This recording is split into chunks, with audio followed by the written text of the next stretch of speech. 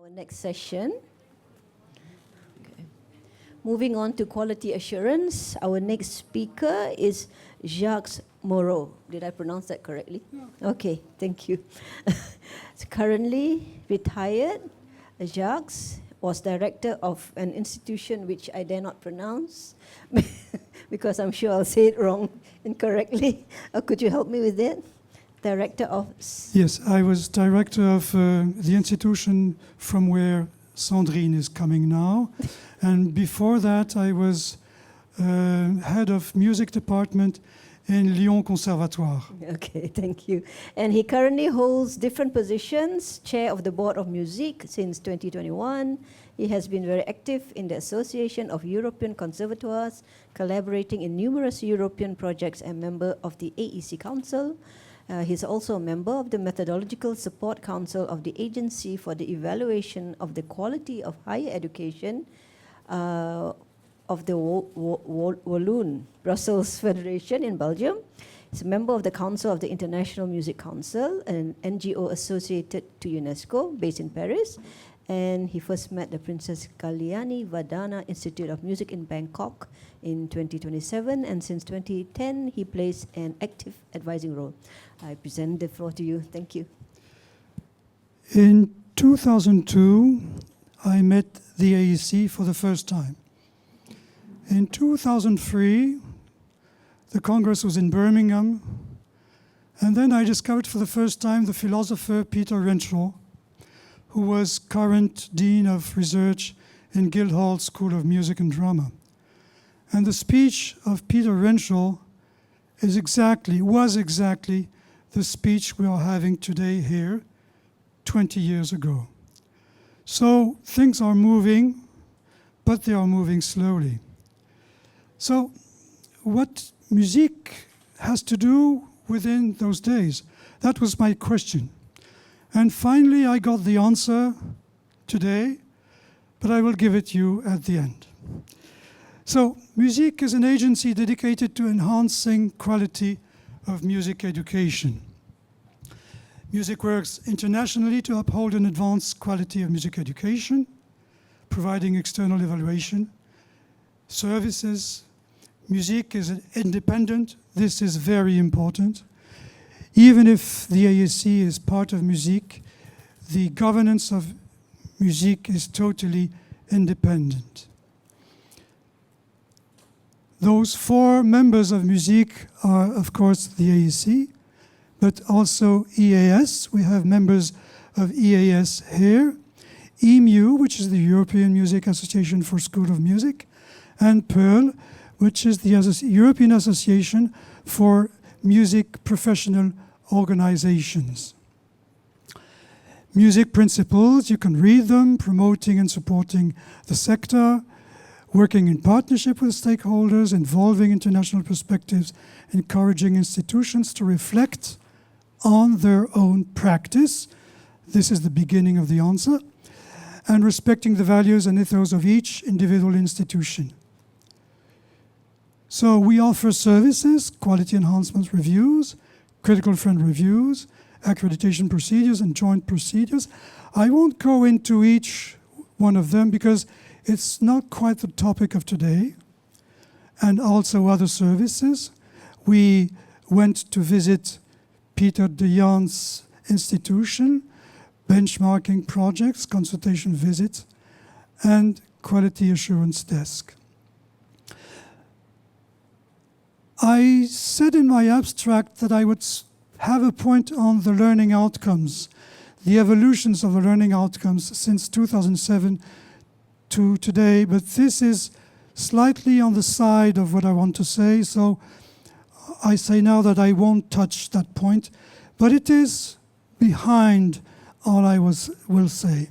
So we have institutional review, program review standards, joint program standards, classroom teacher, and music education institutions, and standards for pre-college. With all our stakeholders, we are able to go on revising our standards to update them. We started with institutional and program, meaning the joint program goes together. And then we, with jointly with EIS, we will go on for the 2 following ones, and also the pre-college will come. MusiQuE is part of ECAR, which is the European Quality Assurance Register for higher education. This is quite requiring, demanding. It asks the MusiQuE to secure its independency, to publish all the reports on the European website for those visits. So this is, we have no choice. We have to do it to stay on that register, and being on that register allows MusiQuE to accreditate institutions in all countries of Europe if the country is willing to do it. Currently, we are at the end of a deal of reassessing the Kazakhstan institutions just because we are on that register. So finally, MusiQuE is about moving internationalization into a central position in institutional strategies, being accountable and focus on improvement. That's the second part of the answer, and strengthening credibility of the sector. So the revision of music standards is part of the missions of MusiQuE. The first standards were created in 2015, so it was time to revise them.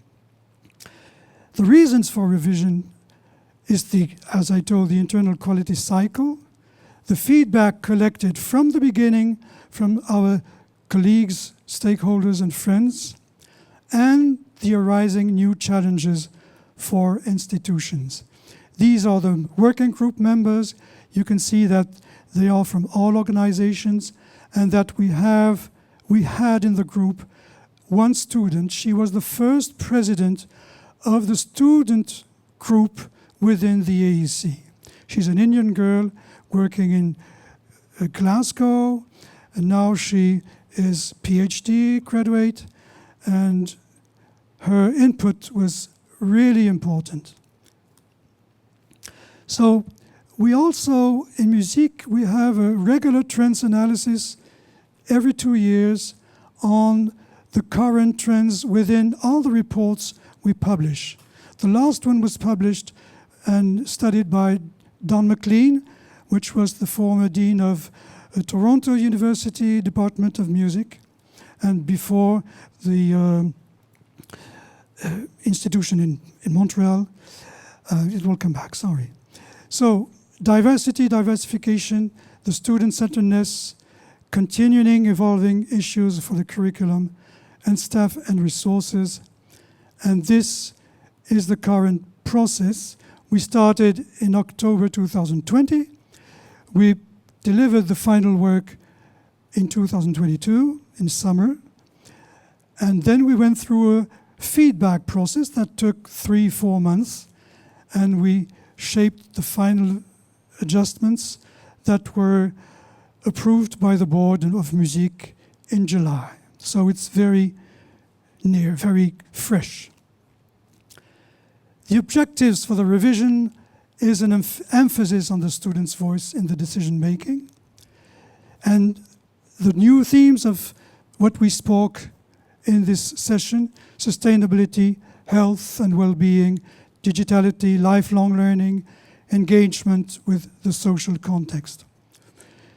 We also had a will of reducing the number of standards. You will see that from 17 we only reached to have 14. It was not possible to reduce more.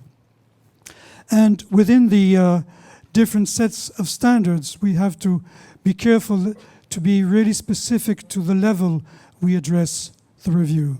So I will speak now of the institutional review set of standards, but it's exactly the same for the program reviews, just some terms are adapted and some topics are adapted at the program level, but we are in the program level considering that the program level is in a way a specific word within the institution, when to the institutional level we consider the institution in its global activities.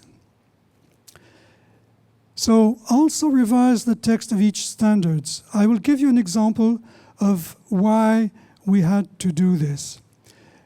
And ensure that the guiding questions are no more questions where you can answer by yes or no. Do you have IT technologies? Yes, we have IT technologies. But what do you do with those IT technologies? How do you use them? Are they up to date, etc.? That was not in the text of the standard. So it brings a lot of questions. And finally, to emphasize the quality culture within the institution. This point will be my final comment today. So this is the structure of the standards. You can see that we've organized the standards in 4 chapters. The first one is the institutional responsibilities. The last one is the quality culture. I say them in that order because altogether they create the circle within it is possible to have educational processes, chapter 2, and learning resources, chapter 3. And it brings a permanent reflective process that is able to survey all what the institution does and to improve it permanently. So to go into those, you can see that for institutional policies and governance, we have 3 standards now. The first one, which was original institutional context, mission, vision, values, and goals. The educational goals, which go together. And what we added is the institutional stakeholders' role in decision making, which is very important today. The next one is the educational processes, so the student's perspective, student-centered learning, which is the main issue for education today. How do you measure the progression and assess the students? And then how do you measure the employability of the students within music world or affiliate music world? Then the teacher's perspective, which is only one, but it encompasses a lot of issues. And the external perspectives, so the international perspectives of the institution for staff and students is not new, but there's a change of perspective, I will show you later. And the engagement within the external institution and social context was in a way behind some sentences in the previous set, but now it is a real standard for the institutions. Then the resources, financial facilities, services and support staff, this is not new, but having a standard on health and well-being is totally new. Communication processes, both internal and external communication processes, were in 2 different standards in 2 different places in the previous set.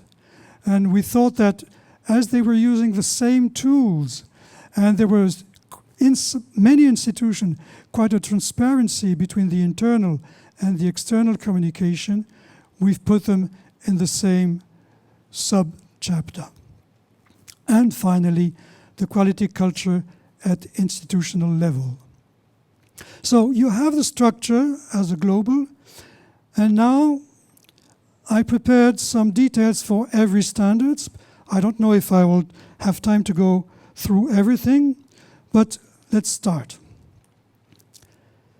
First, for each standard, we have 4 levels of compliance, meaning it is fully compliant, substantially compliant, partially compliant, or not compliant. What does it mean? Fully compliant means that you reach all the requirements of the expressed standard. This term expressed standard is really important. It doesn't mean you are the best of the world. It just means that in your context, you reached that fully compliancy, but still the review team can provide some counseling, can provide some ideas for going on improving. Substantially compliant means that there is a little gap, but a little gap between what you think you can do best and what you are really doing. Partially compliant means that there are some little holes within the compliancy or the ability of the institution. And not compliant means that, well, seriously, you have to revise your position concerning that standard. So this is the way. When we are in an accreditation process, this is very important, because we can do a visit or a review process on the request of the institution, but we can also do an accreditation process on the request of the national system. In that case, the only condition for not being accredited is if you have some not compliant. You can be fully, substantially, partially, but if you have a not compliant, that's a tricky point. So if some of you one day receive a report with a substantially or one being partially, don't be ashamed. It's opening for the improvement. So this one, I would like to see it from 2 points of view. The first one is the text. You can see below the previous statement. The institutional mission and vision are clearly stated, dot. So we had the case. An institution had clearly stated missions and vision, dot, and it was all. It was not shared, it was not understood by the teachers. Some students didn't know about that. So what to do?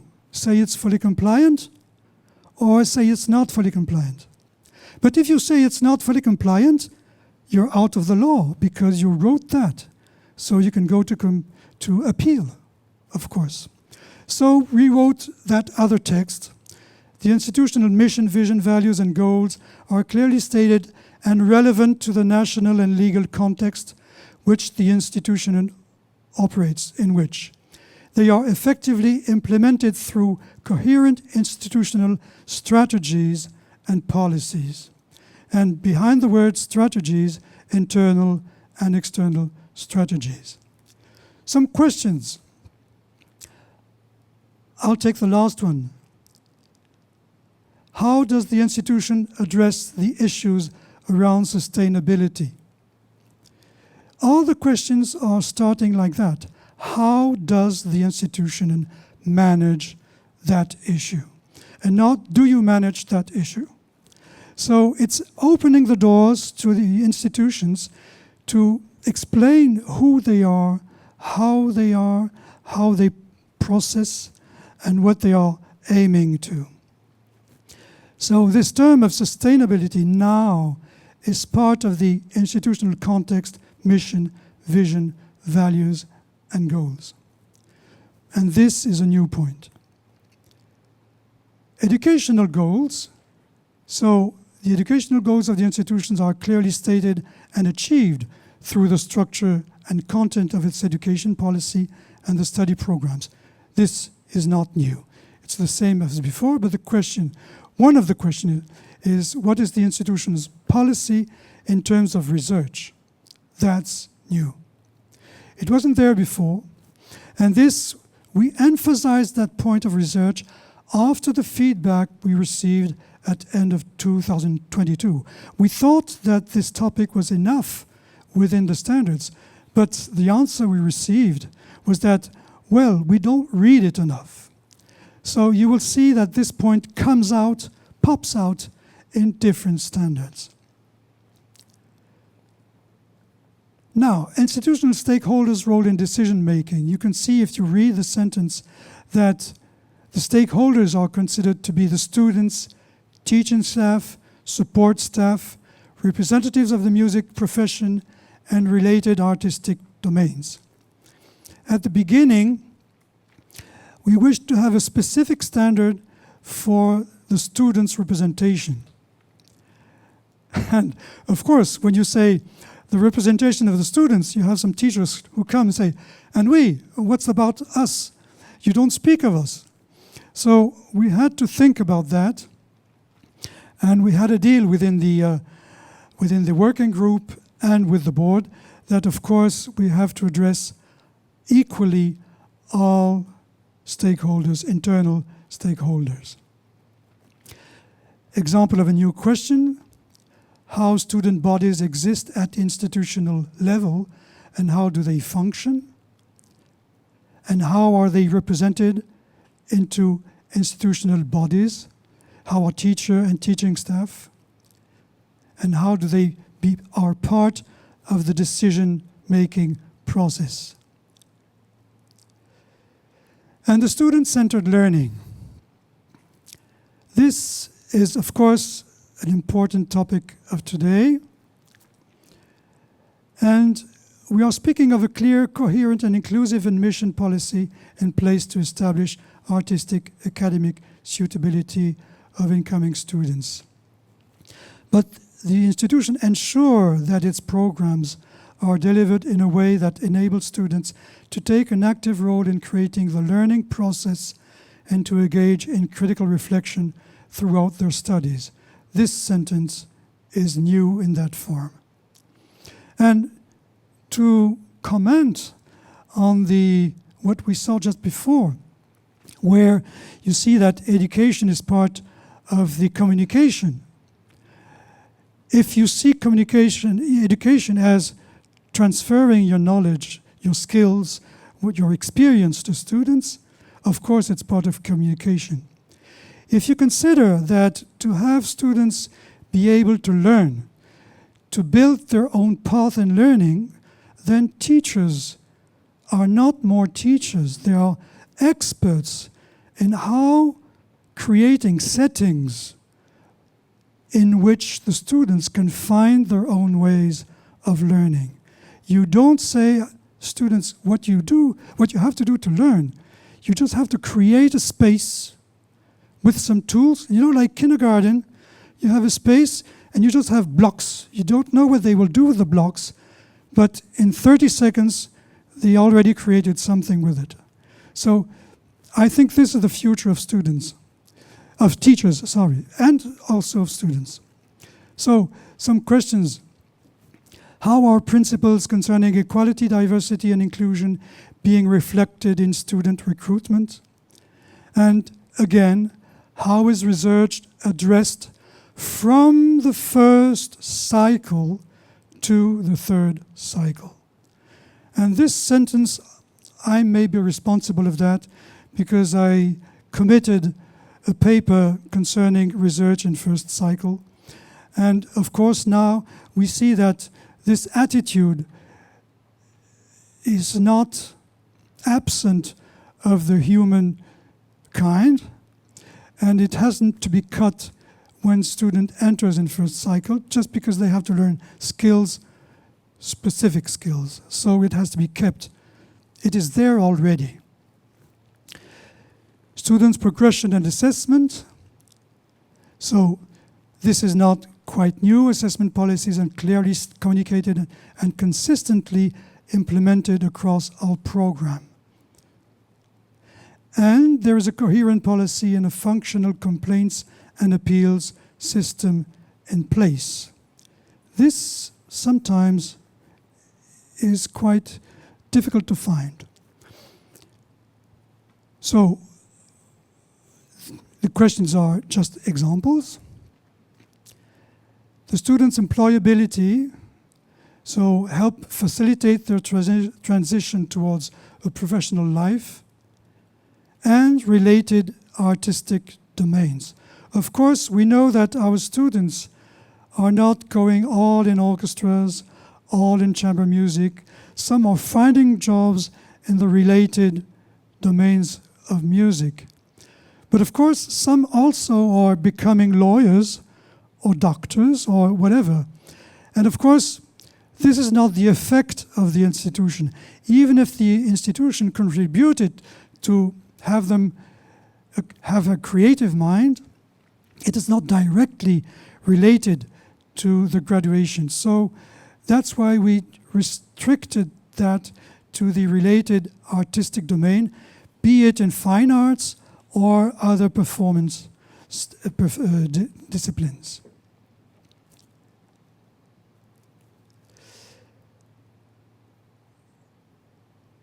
And one new question is how are graduates supported in their lifelong learning? This we can consider it's a responsibility of the institution. And how do graduates contribute to the enhancement of culture locally, nationally, and internationally, depending on the specific path that the students are taking after graduation. Staff qualification. Staff qualification, what is new in that? They are qualified, of course, for the role and active as artists, pedagogues, researchers. And there are policies in place for continuing professional development. But the question E is interesting.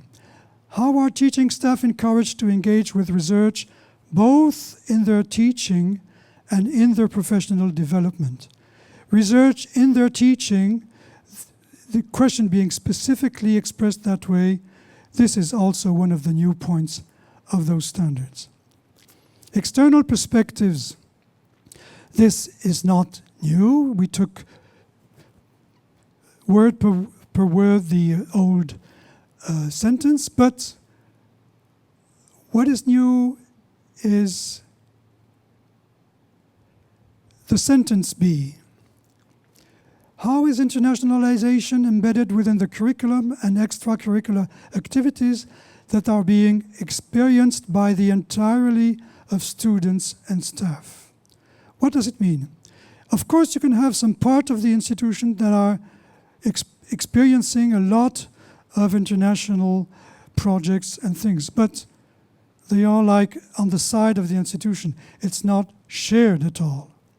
And what we think has to be gained is that it is shared. Like here we don't have all students of the institution, but many students are collaborating to this symposium and gaining experience from others, but it can be also peer learning for that. So many ways of doing that, but still it has to be in mind. So this external perspective is one important point to promote continued development, maintaining links with the music profession and the wider artistic, cultural, educational, and other relevant sectors within society. And again, how are teaching staff encouraged to engage with research, both in their teaching and in their professional development? So, financial resources, that's nothing new. It's all the solidity of the budget of the institution, of the services it provides, and of the sufficient support staff they have to roll and to rule and to develop all their experiences. This is the totally new topic. The institution provides effective support for all students and staff to preserve and improve their mental and physical well-being, and ensures a safe learning and working environment. This is a main point within institutions. You all know that. What policies are in place to create that awareness? What mechanisms are there for staff and students to raise complaints and appeals? And how does the institution ensure that they work effectively? These are some questions. Of course, you can download the standards from the MusiQuE website, but you will be able to share this PowerPoint. So that's why I'm not reading all the questions. I took some questions of a long list of questions. Communication processes, internal, external, effective mechanisms are in place for internal communication within the institution. Information provided to the public about the institution is clear, consistent, regular, and accurate. This is an old standard. And quality culture. As a standalone, This is the new chapter, new standard. The institution builds an environment where internal and external feedback is sought and connected, and where staff and students are actively involved in an ongoing dialogue about the quality of education and of institutional strategies and policies. The institution is thus enabled to ensure the quality of its educational programs and to work towards an all-embracing quality culture. And of course, I've put in the PowerPoint the 9 or 10 set of questions about the internal quality, how it is shared, how it is embedded in the institution, in the program, etc. So, as a conclusion, because yes, I'm in time, as a conclusion, I would like to different perspectives about quality within higher education. In 2015, Linda Messers and Martin Pachal for ECHA published a paper where they were recalling that in the sector for decades and decades, only artistic standards were there and considered. And due to the Bologna process, educational quality was starting to emerge as a real concern, not only the result of the product of the institution, but what's going on within the institution in the education process. And I found in the Tunisian some statements within the Tunisian higher education. A quality-focused institution fosters a culture of behavior, attitudes, activities, and processes that deliver value by meeting the needs and expectations of its stakeholders, and mainly the internal stakeholders. So that's explaining why Linda Messers and Martin Pachal were concluding that a quality culture in which artistic standards and educational quality go hand in hand will further reinforce the learning experience of students. And this, at that time, was totally agreed by every member of the ASC. But still, there was a concern. Jean-Émile Charlier is a Belgian researcher, and he was speaking of two imaginations for assessing an institution. The first one is to measure an institution with its prices and publication in journals with the highest impact. This is the Shanghai system. For us, institutions in music, it means I have the best performer as a teacher. Look at my students, they won international prizes, they are making great career, and so that means that my education is of high value. Nowadays, we still have this kind of grading system. Some conservatoires in France are very proud for being from the 4th place to the 3rd place in that graduation system. The second statement is quality measured by the effects on its environment, the services it provides to civil society, its contribution to local and regional development. So what does it mean for us? I go back to what I said of Peter Renschel, who developed a curriculum to allow musicians to become musicians in the community. Not to play their music, but to have people in the community share music, create music, practice music, whatever that music is. But within our institutions, we have the dialogue. Yes, but if we learn our students to do that, we will lower the artistic skills. It can't be together.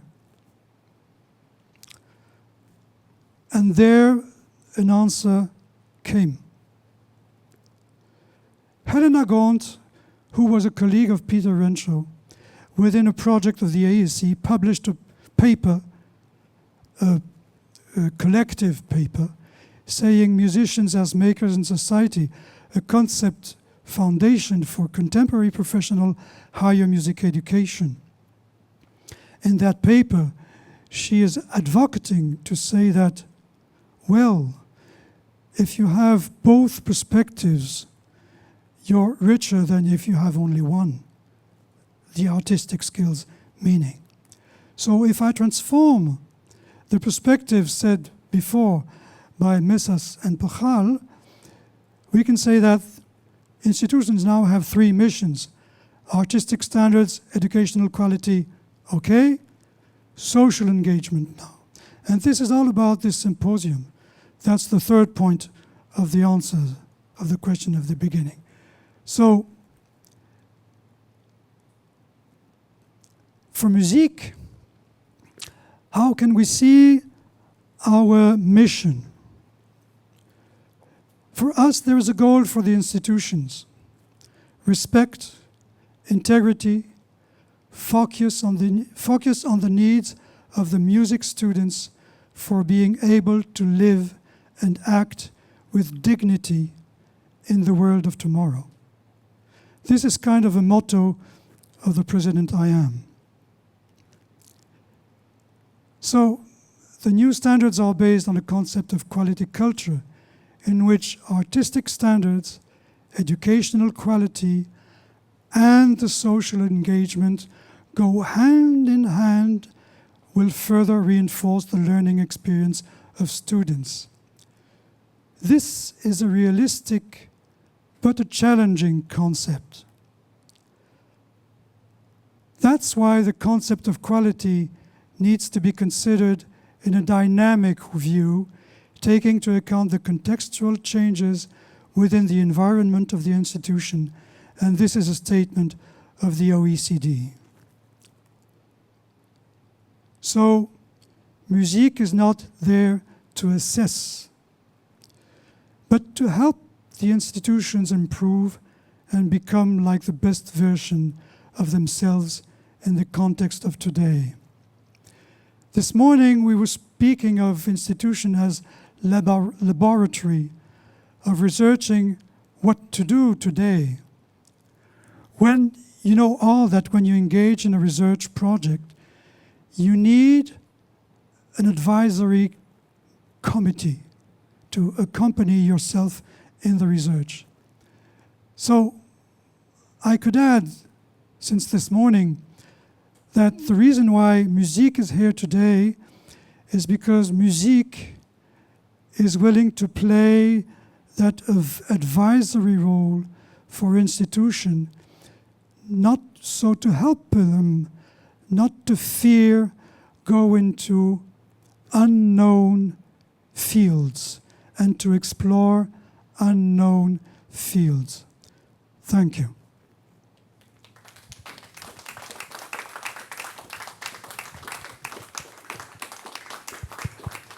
Thank you, Jacques. I open the floor to questions for our speaker.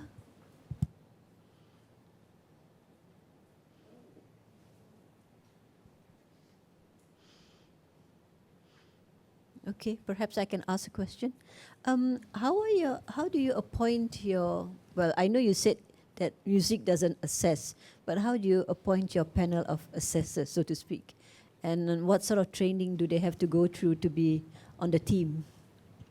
Yes, so we are calling always for list of experts, list of experts in their field that have taken consideration on how to improve the education. And we have training sessions regularly within the AEC Congress. And I can say that we have a discussion with CEDAM to try to develop in this country some possibilities of having training sessions, because as I just said, it is not to assess, it is possibility to help, to accompany, to be hand in hand with institutions. So this list is permanently revised.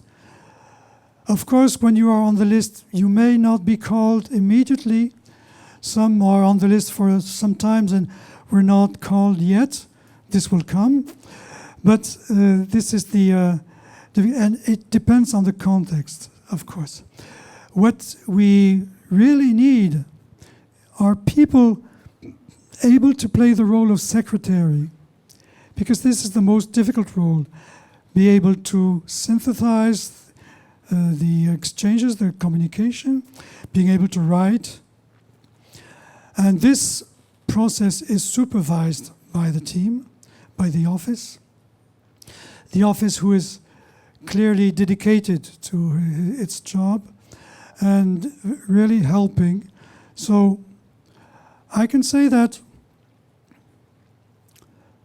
the first and probably the more realistic effect of the reviews we provide is the previous part. The institution involved in reflecting for the preparation of the self-evaluation report. Oh, we want to say this, but do we really do it? And this is a very interesting process. And all the feedback we receive are telling us that this part is challenging, of course, but it changes the perspective. So when you go to an institution, do you also look at the curriculum of the program, or it's just based on the self-evaluation report? You need. I didn't show you the list of evidences we call. Okay. It's 3 pages, of course. You can provide any evidence you wish to provide, but of course the committee needs to have all the documents that are showing what the institution is doing. The status, the missions, and the statements, the ethic paper, if there is an ethic chart signed by teachers or not, and reports of the students' council bodies, if they are, of the management, if there are paper missing, the institution can provide some documents during the visit also. It's possible. But they are having a look through all what is needed to understand exactly what is the context and what is the institution willing to do and doing. So it's in-depth work of the committee. Okay, thank you. Anyone else with a question, perhaps? No? Oh, yes. You need a mic.